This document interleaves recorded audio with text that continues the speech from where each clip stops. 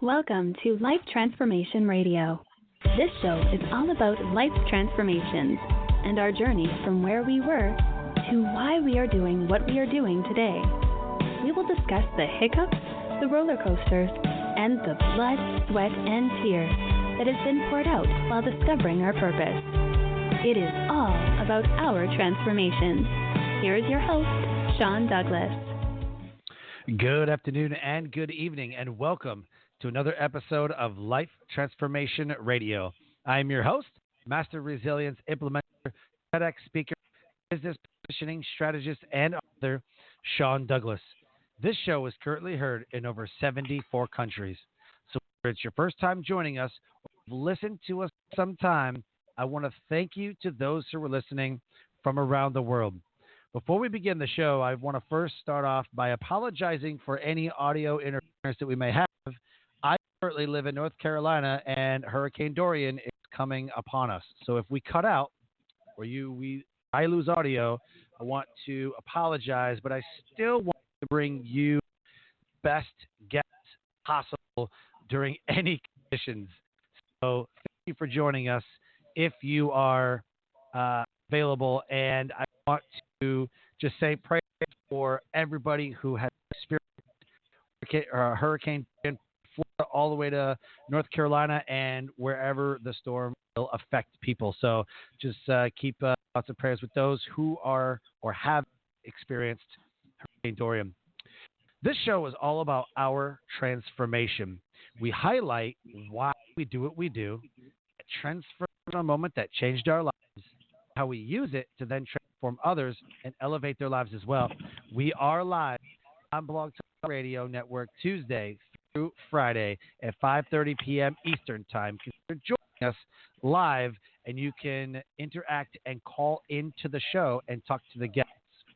Join our Facebook community, Life Transformation Radio community, and interact with guests and fellow listeners there.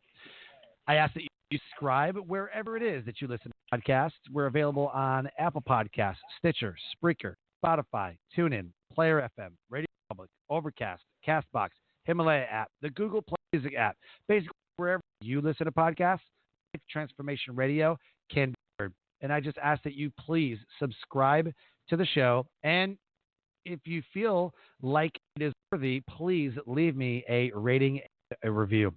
On the show, my guests are entrepreneurs, speakers, business owners, coaches, podcast authors, amazing people who have impacted the world around them. And my guest today does exactly that.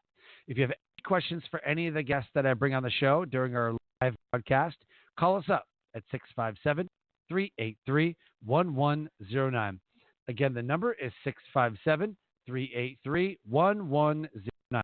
And with that, please help me welcome to the show my guest for today, Mistie Layne. Mistie, welcome to Life Transformation Radio.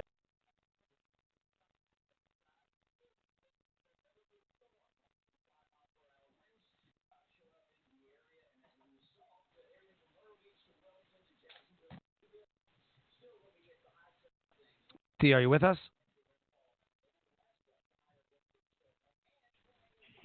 There she is. I hear her now. Miss, welcome to Life Transformation Radio.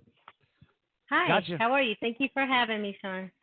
I'm super pumped to have you on the show. You are doing amazing, amazing work in this world, and I'm excited to get into your story, see what you all have going on, and how you impact the world. Thank you. I appreciate that. It's an exciting time for me with the Next Impactor competition just winding down and placing third for the World Finals. It's a pretty exciting ride. I think the journey is just beginning. Oh, yeah. I love it when things start coming together and it gets you motivated and gets you pumped up and you're like, okay, what's next? Like I'm so ready for what's next. And I think that's the most exciting part of it. It is, because if you'd asked me 15 years ago, could I ever see myself talking about all those things I was so ashamed that I had done throughout my time, I would have said, you're crazy.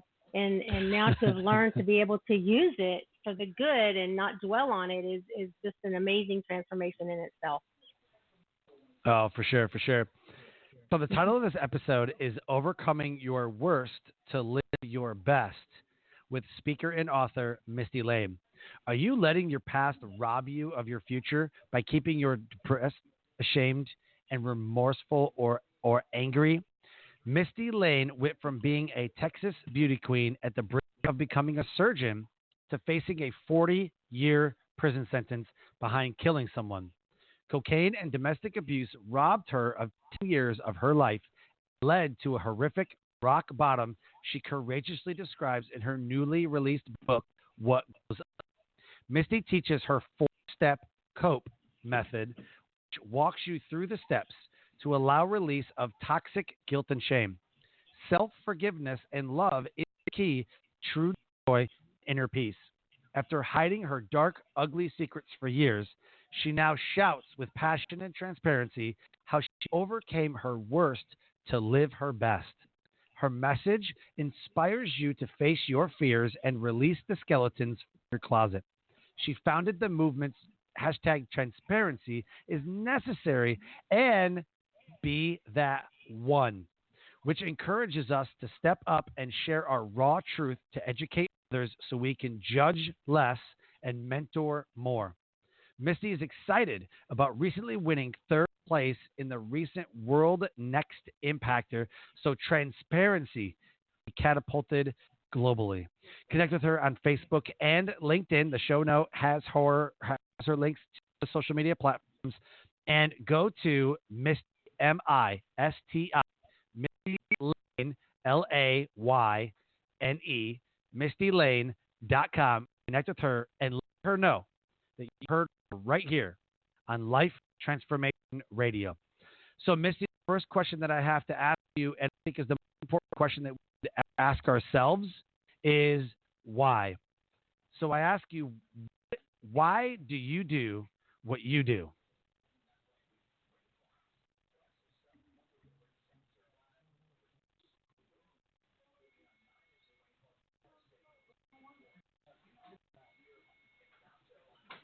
I think we lost Mistie again, or maybe it's my internet.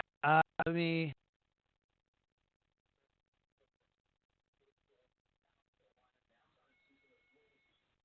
get her back. I'm here. There you go. Awesome. Can you hear me? My first question is why? Yes. Why do you do what you do? Yeah.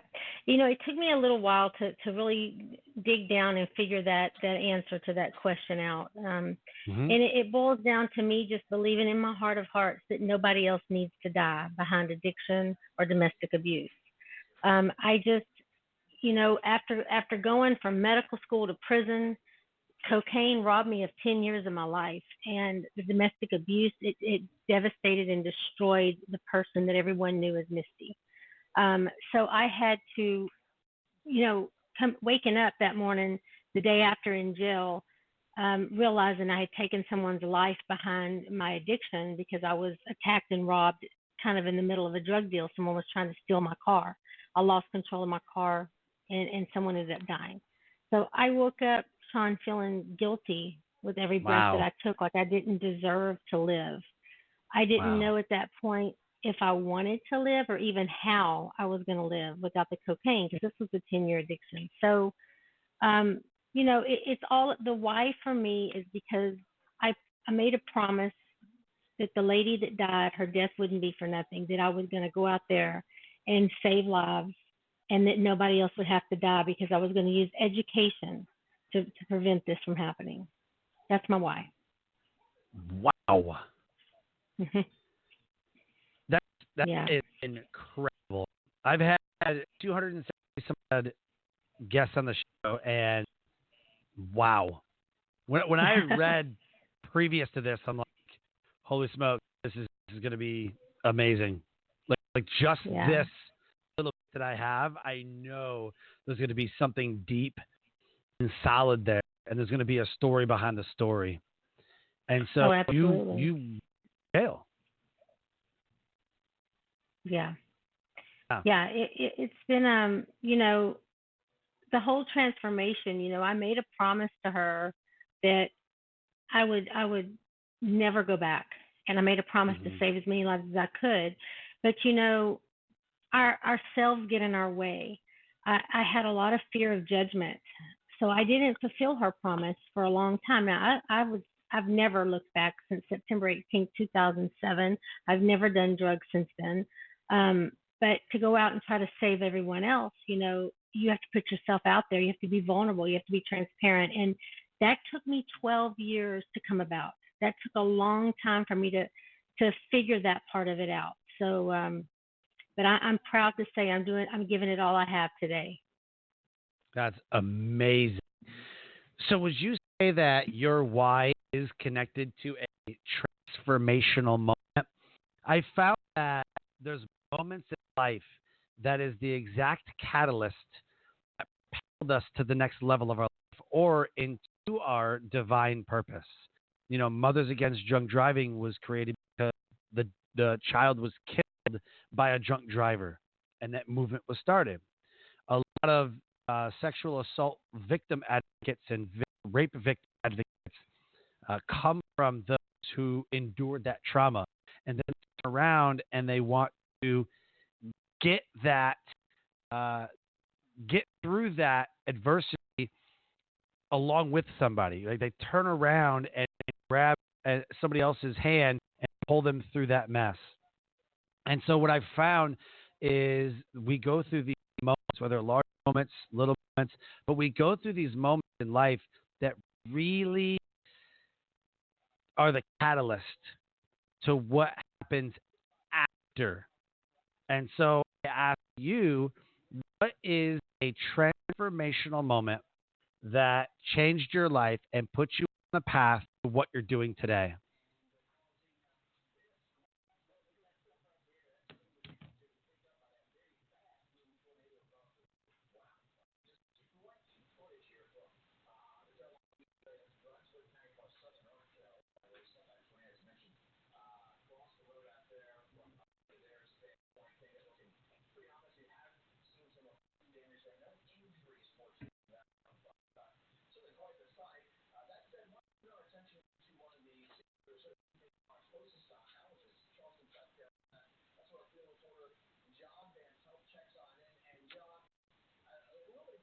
Misty, I think I lost you. Are you with us?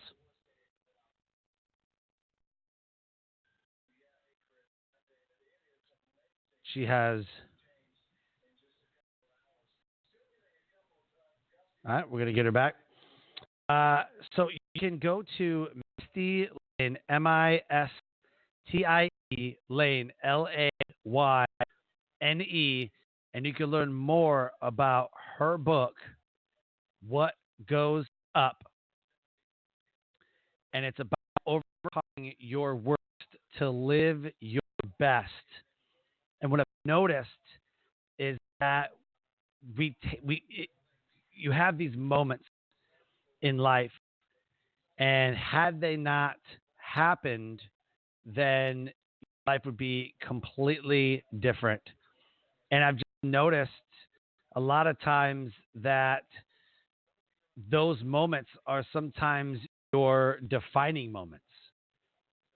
Sometimes those moments are the ones that shine the brightest because that's where she derives her why from the moment that person was killed. That singular promise that was made has been the literal catalyst that she has used in order to get to that next level, in order to get to where she needs to be. So, Misty, welcome back to the show. And I really want to ask what that transformational moment was. Was it that promise? Was it that moment that that person was killed? What was that? What would you consider a transformational moment that put you on the path to what you're doing today? Okay, so I will say that it was the birth of my first granddaughter on September the 18th. Now let me explain to you why that's so relevant. I have two older daughters, and I married their dad on September the 18th, 1987. That ended, badly after a 10-year marriage. He had a woman pregnant. All this stuff went down with that. that moved me into the next stage of my life with the drug addiction. That's when the wreck happened, was also on September the 18th, 2007. When my first grandbaby was born on September the 18th, I thought, okay, this is a wonderful, beautiful gift from God. He's replacing the life I thought I had stole prematurely. My grandbaby was born with an oxygen deprivation due to complications at birth, and she came out severely brain damaged. She is blind, she's deaf, she can't suck, she doesn't cry, she has a feeding tube, and she can't even hold her body temperature. She is an extreme case of brain damage. And what happened, Sean, my transformational moment was when I realized that I was letting my past convince me that that was my fault. See, I convinced myself that was my punishment, that I caused that. And then I woke up and realized that is absurd, and that I had a moral obligation, having lived through, at that point, I had 9 years behind me of clean time. And I realized at that point, how many other people are letting their past rob them of their future too? How many other people are in that jail of toxic shame and guilt? And that's when I decided to move forward, because I had written my book while I was incarcerated, but I didn't release it because I was too scared of the judgment that came with it. So what I did at that point is, the book that I had written in jail was dark. It was full of anger and blame.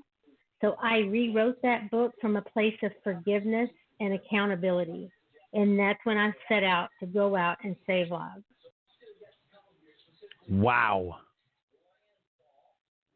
Can't even imagine. I know writing a book is hard enough, and then doing it from jail has got to be even tougher. And then living with that judgment and that guilt is another layer to that. I can't even imagine what that felt like. That's wow. That is incredible. And again, you know, we had complications with our last child, which is our fourth child. We had complications, and there was a point where I don't know, is she going to make it? Is she not going to make it? And there's a lot of back and forth. And Duke Hospital here in North Carolina, Duke University, really, man, if it wasn't for them, I don't know. She wouldn't have made it. So, you know, hats off to Duke University, and they have some of the best doctors in the country. And that's something that my wife and I talked a lot about. We talked about that a lot.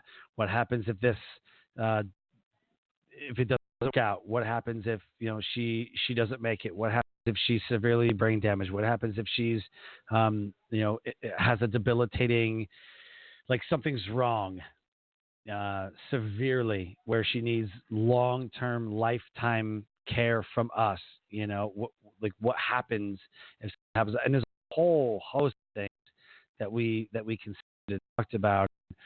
The back and forth, you know, we just chose to you know, just have faith, and whatever happens, and we'll deal with it when it comes.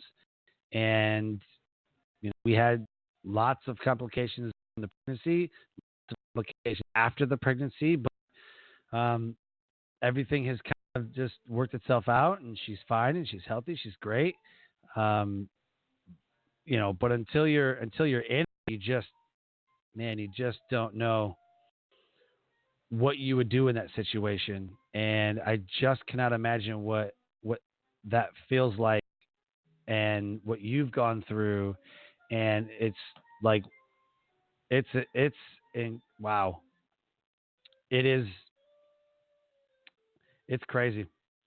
Uh, so something else that kind of just comes to mind is the aftermath. It's the aftermath of what happens after that moment, that transformational moment that comes. Everything leading up to that moment, I believe, is supposed to happen.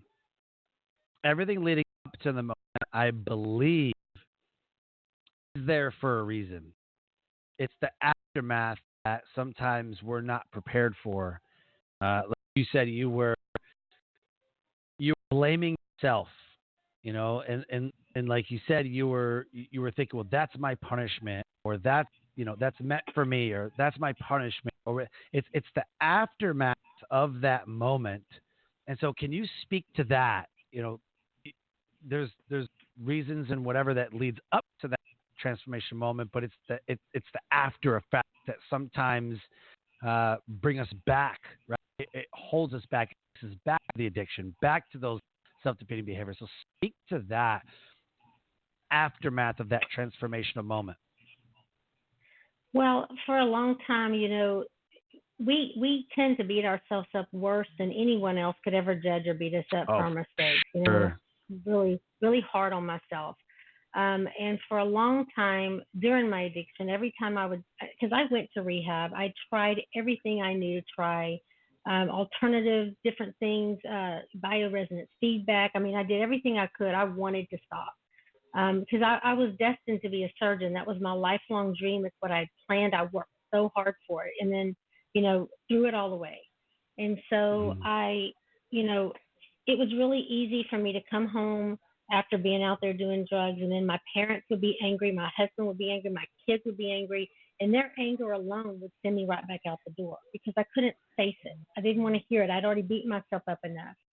So, coming around after this transformation, one of the things I talk about that is just so important is that if you're in a situation with someone that's going through an addiction, is to nurture them. Don't tell them what they need to do because we know what we need to do.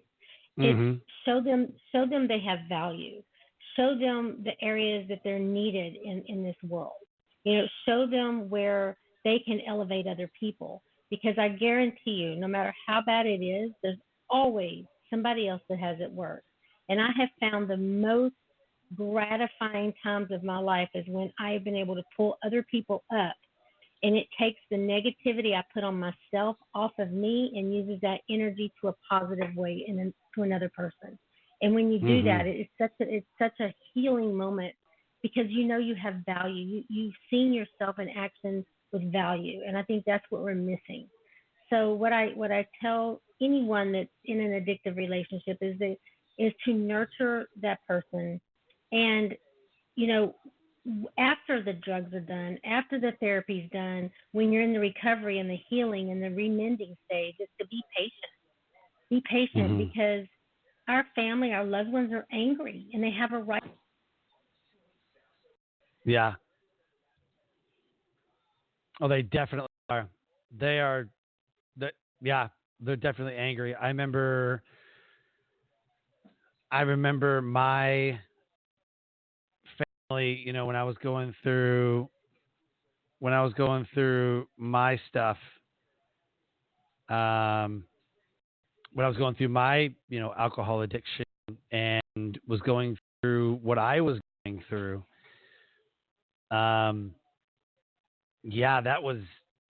it was tough even talking to them, or like they didn't want to hear any updates. They didn't want to hear that I had gotten in trouble again or that I was bouncing around from another house.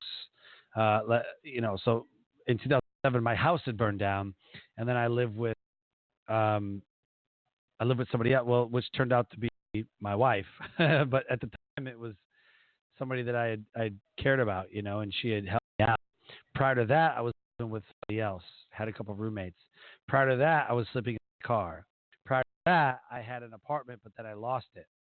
Prior to that, it was always this repetitious, like I was always unstable. I was always in and out. Like I was sleeping on somebody's couch one time. I literally, I slept on someone's couch for like 2 months. I gave him rent and everything like that, but as far as sleeping, that's where I lived. I lived on their couch. Everything else was in storage, and I didn't want to live in my car, but what was the alternative between the couch and the car? So like, okay, well, whatever, we'll just do the couch thing, and that was not That was not fun at all.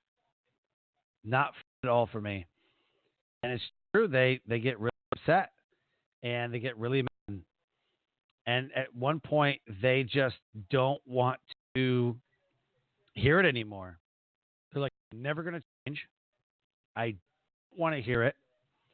And you're on your own. Then it gets even worse. Now you really feel on your own. You try to talk to people about it, but it they want you to change. But then you feel like you can't change, and then you feel you can't change. And then there's this dynamic that gets created, like you get labeled as somebody who is not a good person. You get labeled as someone who is not a good person. You get labeled as somebody who, here we go again, this person, here we go again. It's always something with this person, here we go again. Have you felt that way? Is that what you've experienced? Is over and over and over again? It's here we go again type of situation.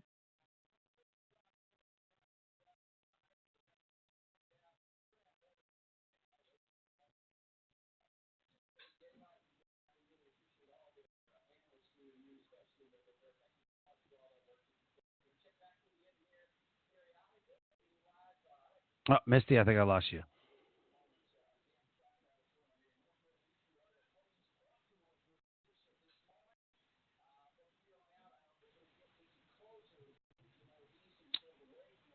We will.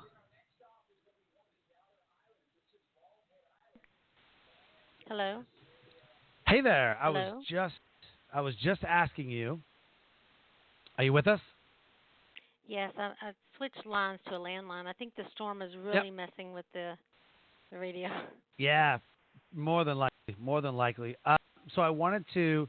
I was just asking. You had talked about previously about the family. And the judgment from the family is like really big, Right, right? right.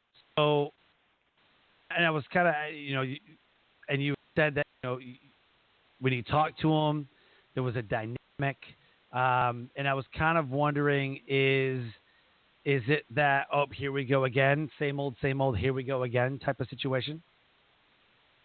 Well, I think, once we've gone through therapy and we're on the recovery end of it and we're trying to rebuild our lives, our families are still stuck in our addiction. They didn't go through the therapy we went through.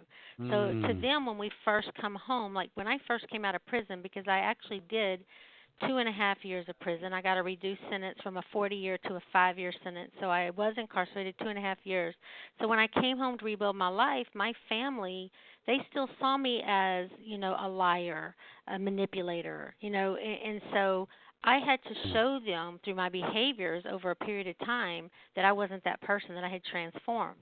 And see, you have to remember too, they're angry, like I said before. So there's this period of time where they have to be allowed to get that anger out of them. They have to be. But I really warn that it's done in a therapeutic, professional setting where there's a mediator, because that criticism, it needs to be constructive and not damaging, and it's really got to be, it has to come out in a way where it's beneficial to both sides and not devastatingly damaging to us, because we're fragile as we've just come out of this. So I always encourage Mhm. people to get professional help with a mediator and go ahead and get all that anger out. Go ahead and work through all the issues, but do it in a professional setting. I like that. Yeah, I like that a lot, and I can see how that's beneficial. I can also see the other way, like you said, it's that aftermath where you're incarcerated, getting help, whatever it is that you need, even if it's like a rehab, but the family is there still, kind of dealing with this. Even though you're gone, Yeah, they're still there, right. and I know there could be some really bad lingering feelings. There could be some hatred, even some resentment, and I definitely resonate with that. I know every time I came home, because being in the military at the time, I'd come home every once in a while, and they were just like, here we go, to hear some craziness, or he's going to ask for money, or he's going to ask for whatever, or he's gonna, ask for help in some way. I have to pick up Right. pieces. I have to say something. And so Right.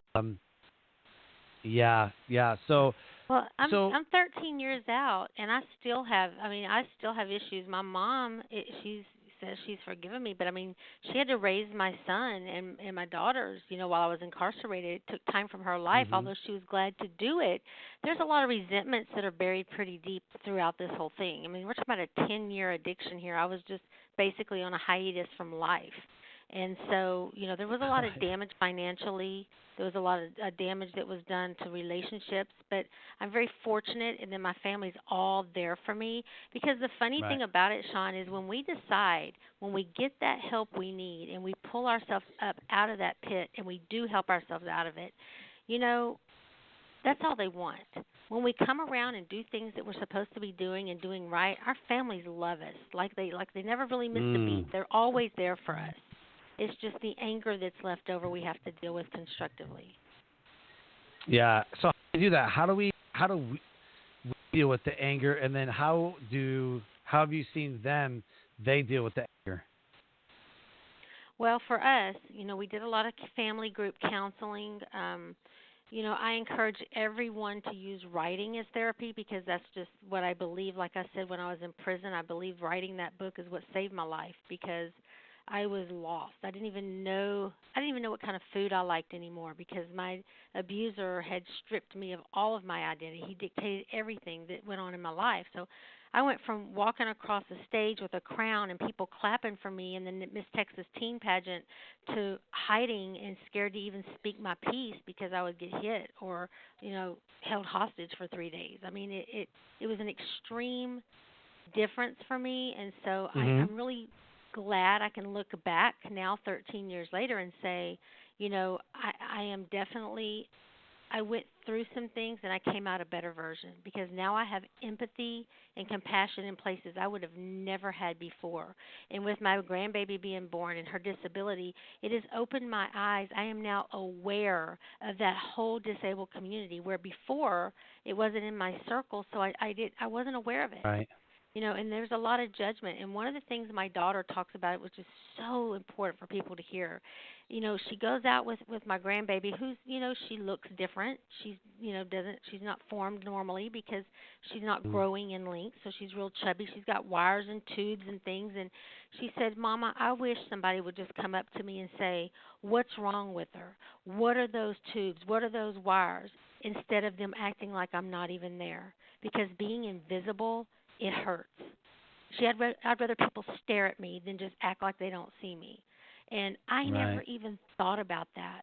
And how many times do we do that to people in a wheelchair or hmm get angry with people try to get in front of the line or take up too many seats on the bus because they have their wheelchair and all their equipment?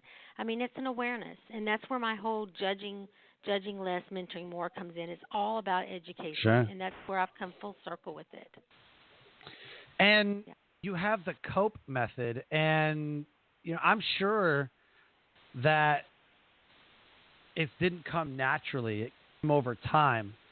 But the listeners really want to know how you're dealing with everything from your past, your present, with family members, with your daughter. Like, how do you deal with everything? Well, I start my day every day with gratitude, and that started way back when, even in a jail cell. I had to find something every day to be grateful for because I knew my mind had to shift from the negative to the positive. I had to find the positive in everything, and that's how I try to live my life today is every situation hmm in it. Stop dwelling on the negative. Use that energy towards something positive. Like I said, pull other people up around you. Journaling, writing is a huge tool for me to keep my sanity because, my life has now changed drastically once again. Now that I'm out speaking and my book's taken off and made bestseller, and I'm on a journey. My son just went to college this month, and so my life has changed drastically and it's hard to balance it, but it all comes back to gratitude every day, being grateful for what I have and not concentrating on what I don't. Outstanding. And talk about the method. How did you come up with that? What is it? And for the listeners listening, how do they use it in their life? Did you ask me to talk about C.O.P.E? Yeah.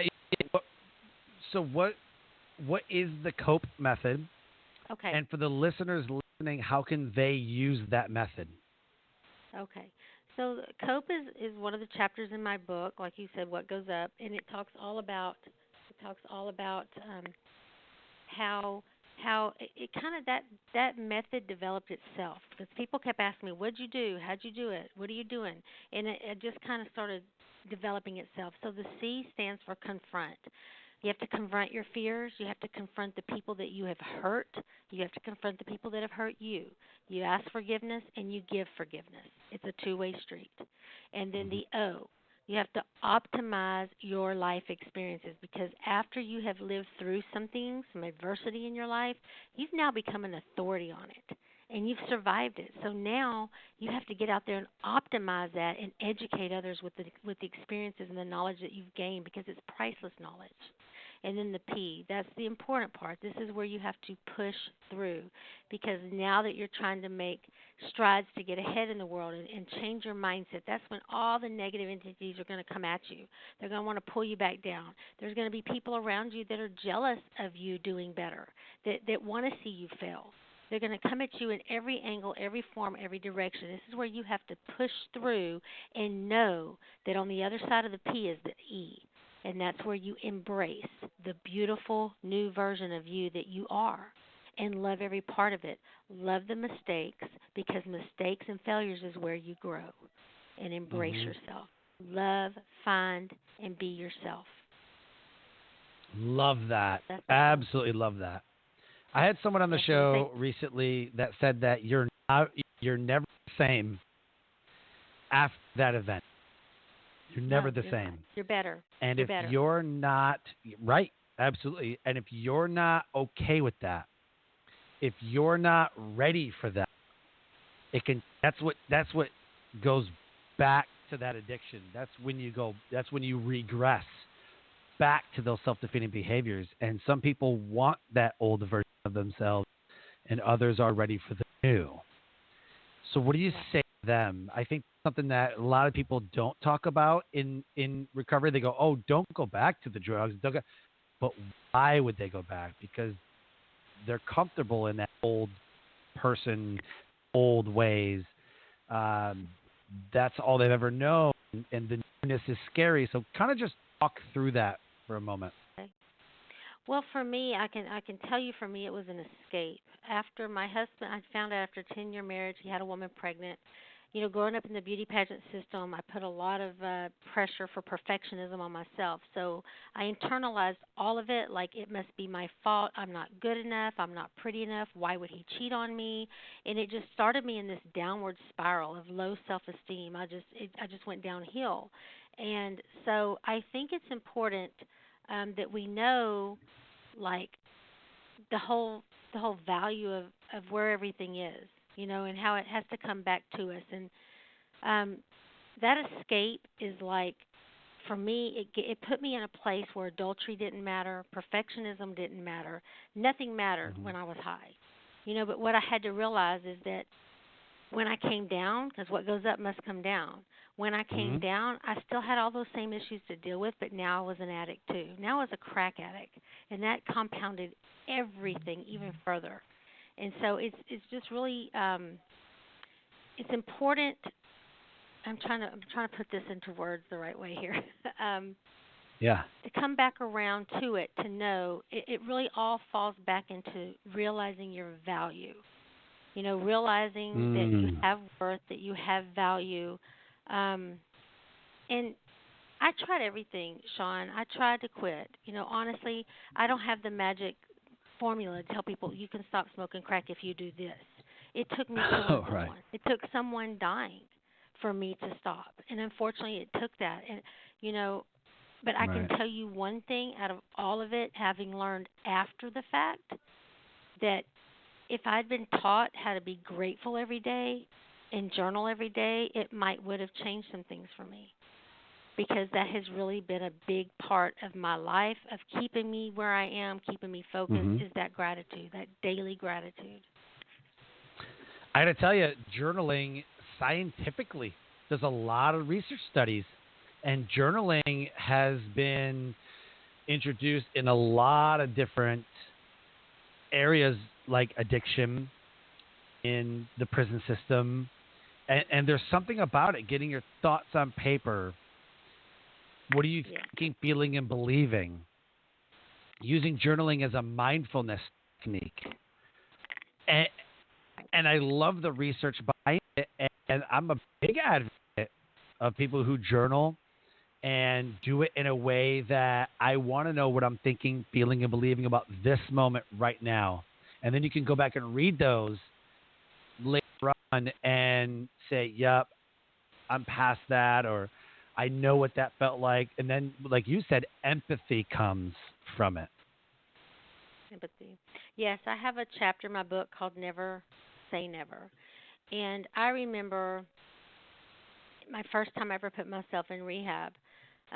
The girls in there didn't even believe me that I was an addict. Like, they literally checked my fingers to see if I had burn marks from the lighter from smoking crack, because they just thought I was some prissy rich white girl that wanted attention, right? So in order to graduate from that, this is true. This is the stuff that really goes on. So in order to graduate from that 28-day program, one of the requirements was to stand up, write and stand up and give my life story. So I'm sitting there for 28 days listening to all these women talk about how their moms had them prostituting, or their dads or their cousins were prostituting them out for drugs, or all these horrible things that they've been through. And I'm sitting there with a blank paper thinking, what the heck am I going to say? I grew up with a big brick house and a swimming pool and had my own car, and I was spoiled rotten. What the heck am I going to say, you know? And my counselor just kept saying, just start writing. You'd be surprised what'll come out. And the third night that I tried and tried and tried, finally the pencil started moving on the paper, and she wasn't kidding me. I wrote for hours, and stuff just started like emotionally vomiting all over the paper. And there were things so deeply buried in me that I had been hiding behind Little Debbie zebra cakes and crack cocaine and whatever else, makeup, anything to throw that wall up, that I had been hiding it because I didn't want to face it. So there had been things I had been through in my life that I didn't even realize that I had endured. So, I mean, it's so important that, the writing, and I think it's the physical writing. I don't think voice to text or typing does quite. There's something about the stroking of the pen and the release of the energy with it for me. That's my belief in it.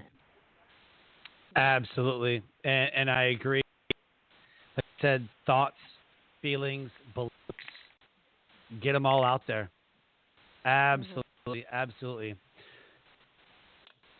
So as we start to wrap the show, talk about what it is that you do and how you elevate the world around you. Well, what I do is I've started a movement called Transparency is Necessary. And I have a Facebook page called It's called Transparency Movement. And what that is I'm encouraging others to be that one to step up and share their own raw truth and their own life experiences to educate other people so that we can judge less and mentor more. Because I think the education is truly the key. I mean, speaking to college kids about if you want to go to a party and think you want to get high, you're going to be educated and know what the heck you're signing up for. Because my book is raw. It is 100% the raw truth about what goes on. I'm talking about, Sean, and I can be transparent, and that's why I think transparency is so important. Talking about, when I had an abortion and I couldn't put the crack pipe down long enough to make it to the appointment, and it took me several weeks to get in there and have it done. I mean, that's the severity of the addiction. That's the severity of where it'll put you and take you to.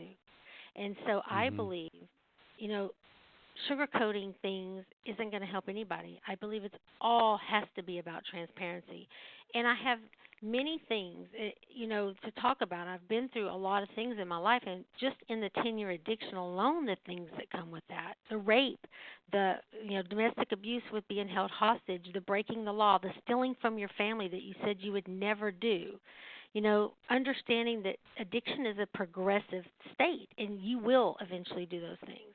You might not today, you might not next year, but if you keep in that addiction, everyone will do those things that they think they're never going to do. It happens. And I know because I lived it.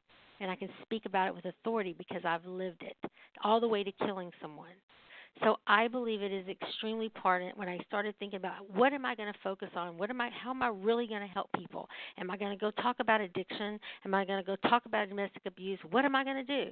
And then it kind of all came together throughout this competition I've been in the last 9 months that all of that falls under the umbrella of being transparent. Because through transparency is how we can learn to judge less. Imagine a world, Sean, where teenage girls can go home to their parents and admit to them they're pregnant instead of running straight to an abortion clinic, because transparency has opened that communication up between them and their parents without the judgment. Imagine a world where teenagers that are having all these horrible thoughts to the point where they want to go kill themselves because they feel like they're monsters for the thoughts that are in their heads. Imagine a transparent world where teenagers can connect with other teenagers that feel those same thoughts and save lives. I mean, I believe transparency will show a decline in abortions, in homicides, and suicides. And I believe it's necessary. I think it's time. I think it's time that we get real with each other and stop all this fake taking pictures in front of a Porsche that you can't afford or somebody else's mansion, stairways up to their mansion. They don't tell you that the Porsche that they just bought that they're leaning against made them lose their house and their family. People aren't real. It's we all want this big persona who we want to be instead of being who we are. And that's what I'm fighting for. I'm fighting for transparency and authenticity. Let's be who we are so we can help each other stop judging and start mentoring. Sorry, if I went into preach mode, I'm passionate about it. 100% agree with you. I 100%, 1,000% absolutely agree with you. And yeah, absolutely. What I would also say, is that in addition to the transparency, it's the free of judgment. I think that people are not transparent because they are afraid of being judged, in my opinion. So I think that the judgment needs to go away along with welcoming transparency. Like you said, the people with the cars and the fake money and fronting on social media. Really, do you understand how many people I know that are quote entrepreneurs but yet have a 9-to-5 job? I know for a fact, because we have these conversations, me and these people, they have a job. They don't talk about their job. They talk about being an entrepreneur, and they talk about building wealth, and they talk about, why don't you talk about the side hustle? Why don't you talk about what it's like to be in a job that you hate and building a lifestyle on the side? That would get more attention.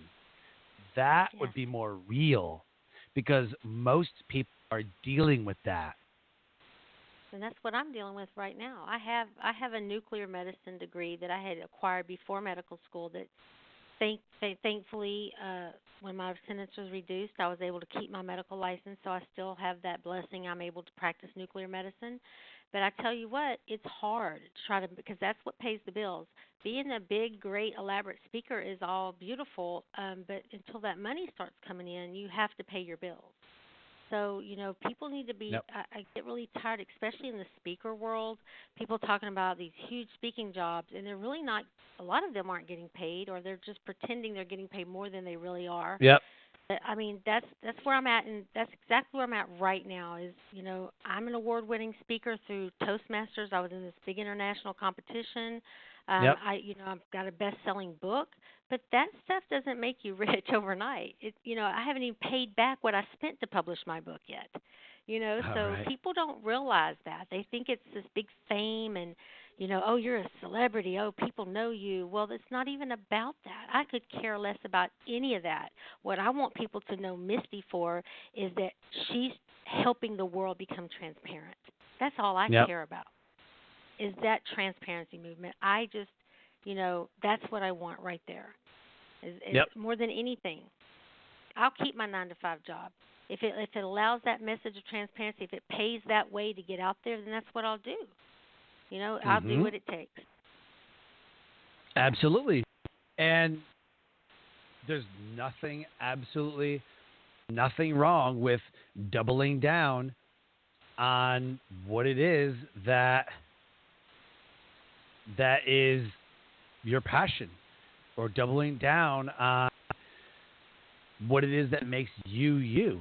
Like, no reason why someone who has a 9 to 5 can't write a best-selling book. There's nothing, absolutely nothing, that says that you can't do these entrepreneurial things, a podcast or a book or any of that stuff. There's absolutely no reason why you can't do those things while you have a 9 to 5. I know plenty of people that have a job podcast, and like their literal podcast is about the workforce, because guess what they are? They are in a workforce, maybe as an HR, maybe as a VP of marketing, VP of sales, this, that, whatever. They're working in companies. They're the chief marketing officer, or they're the COO, or whatever their job is. Maybe they're the person who hires everybody. And so they start a podcast about hiring everybody. Like, Right. like, you know what I mean? Right. Well, So that's true because it's education. It all comes back it down is. to education again. If we will be more transparent, like in the business world, if you're just starting up a business, there's going to be certain things that you're going to have to endure and go through to get to the from the red to the black, right? So if we can Mm-hmm. just be transparent and say, okay, look, I tried this and I fell flat on my face. So let me help you so you don't make the same mistakes. Instead of Yep. pretending that you're some big successful person and you just rose to the top in 15 minutes or less with this one course. It's like, are you kidding me? And it's a Yep. $15,000 course, but because you had on green that day, it's now $997. It's like, Yep. are you kidding me? So if we're all a little bit more transparent about the losses along the way, because those losses is where we actually do the gain and the growing, then I think, that's where it's going to have to come from, educating through transparency. Yep. Yep. I absolutely agree.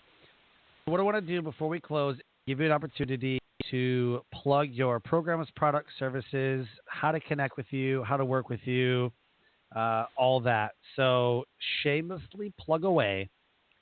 Go. Okay. All right. So I do have a best-selling book out. What Goes Up. You can find it on Amazon. It has been now. I found out it's in Walmart, Target. It's pretty much anywhere you want to find it. You Wow. can find it. So I encourage that, and I encourage that once you read it, please share it with someone needing some inspiration. It is a very raw read, so you might want to look through it because it's pretty raw for some young people to read, but it's necessary. I also am an award-winning speaker. I love to speak about transparency, how we can use it in every realm of our life. I also am a life shifter. I do some coaching.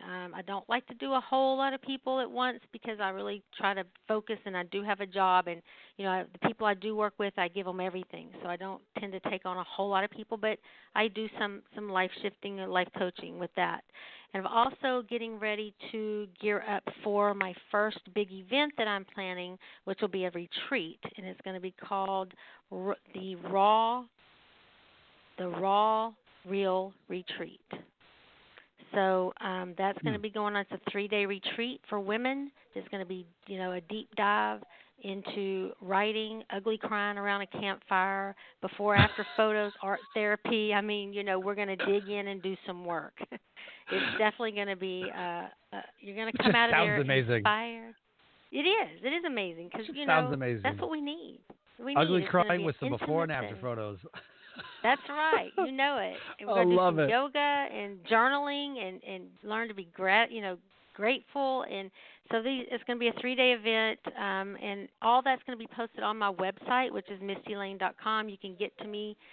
All social media is Mistie Layne. Facebook is Mistie Layne, Transparency Movement, Instagram Mistie Layne, LinkedIn, everything. Pretty easy to find. Emails mistielayne@mistielayne.com. So if you want to find Mistie Layne, it's pretty easy to find me. I set it up that way. So reach me on my website. Everything I have ongoing is on my website. So perfect. I'd love everybody listening right now to connect with her on Facebook, connect with her on LinkedIn, and go to Mistie Layne, MISTIE, Layne, LAYNE, MistieLayne.com. And right there, it has her book. Go and get her book right now. And after you're done reading it, I'd love for you to gift out some copies. Go to Amazon and start getting some copies, mailed out to people, and buy copies to send to somebody that you know needs to hear her message. That would be absolutely phenomenal if you did that. And connect with her and let her know that you heard her right here on Life Transformation Radio. Mistie, this has absolutely been an honor and a privilege and a pleasure to have you on the show, working through some stormy weather, some internet connections and connectivity, but we made it through, and I believe that the message was still intact. This has been an absolute honor and a pleasure to have you on the show. I love your message. I love what you're about. And again, thank you so much. Thank you, John. I really appreciate you having me. With that, go to MistieLayne.com. Connect with her.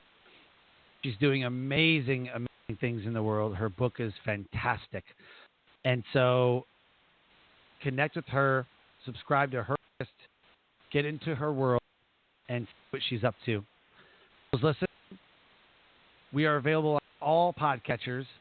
I ask you please subscribe to the show, and if you think it is worthy, please leave a rating and review. Let us know how well we're doing. And with that, I close the show by saying, live your brand. Find opportunities every day to live out the core values that you hold deep in your heart. And I call this living your brand. So until next episode, live a great life. Awesome. Thank you.